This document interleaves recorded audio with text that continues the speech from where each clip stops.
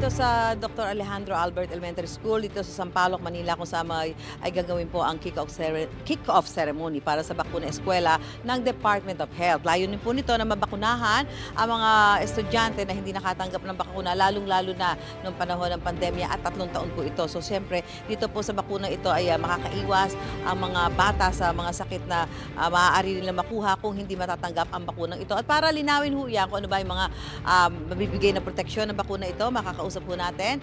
Walang iba kundi ang Secretary po ng Department of Health, si Secretary Ted Herbosa. Sir, Secretary, good morning po. Good morning, Susan, at good morning sa mga taga-subaybay ng unang hirit dito sa GMA.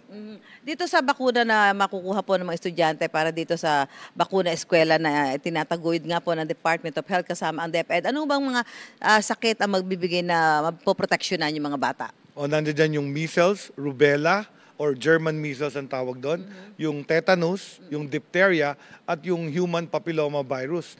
Yung huling bakuna na yun, yung HPV, yun yung nagpiprevent ng cervical cancer sa kababaihan. So magbabakuna tayo ng mga grade 1, grade 7, at yung grade 4 na mga babae. Secretary, 3 taon ng panahon ng pandemya, wala ho tayong mga bakuna dahil nga siyempre nakakulong tayo sa mga bahay natin. Ano ba yung na-monitor ho ninyo na nagkaroon ho ba ng mga significant increase doon sa mga sakit na gaya ng binabanggit natin? Tama, no? Dahil 3 taong wala tayong vaccination ng school age, maraming pertussis outbreak, maraming measles outbreak.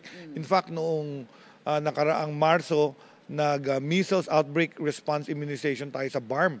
Almost 2 million kids ang ating binakunahan dahil nagkaka-outbreak sila, nag-uumpisa sa eskwelahan.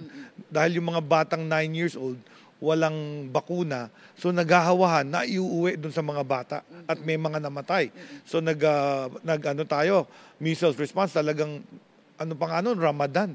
Pero tumulong sila, nakabagbakuna kami ng 1.2 million children. Pero Secretary, paano ho ba natin na hihikayatin, kukumbinsihin yung mga magulang? Siyempre, kailangan may consent ho ng mga magulang yung pagpapabakuna.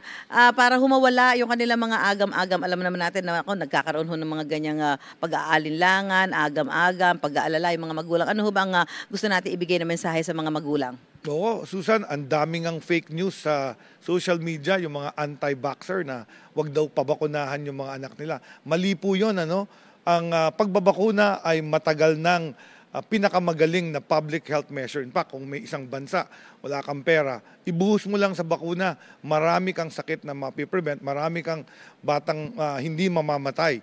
So very important talaga yung pagbabakuna. At itong mga bakuna na to, time-tested na to. Bata pa tayo, binakunahan na tayo. I'm sure yung mga nanay dyan, nabakunahan din sila ng mga bata sila. Kaya hindi sila nagkaroon ng mga sakit na ito. Halimbawa po, Secretary, yung isang bata, yung isang estudyante, may mga allergic reaction sa mga bakuna, di ba?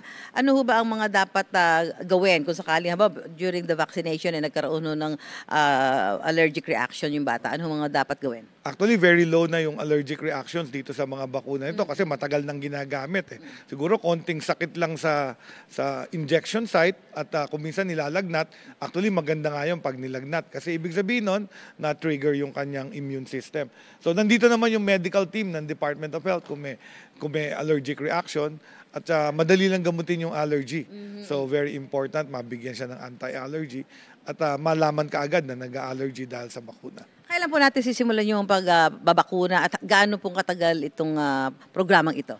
Itong programang to ay 2 buwan, October at November, at every Friday po iikot yung aming vaccine teams sa lahat ng public schools para mabakunahan nga yung grade 1, grade 7 at grade 4 ng mga batang babae. Thank you po, Secretary. Good luck po at yun nga po sana po yung ating mga magulang po ay nakikinig dito sa panawagan po ito ng Department of Health para ho sa kanilang pagbabakuna sa kanilang mga anak. Kaugnay ho nitong bakuna eskwela nitong Department of Health. Mga kapuso, para una ka sa mga balita, mag-subscribe sa GMA Integrated News sa YouTube. Sa mga kapuso abroad, subaybayan niyo po kami sa GMA Pinoy TV at sa www.gmanews.tv.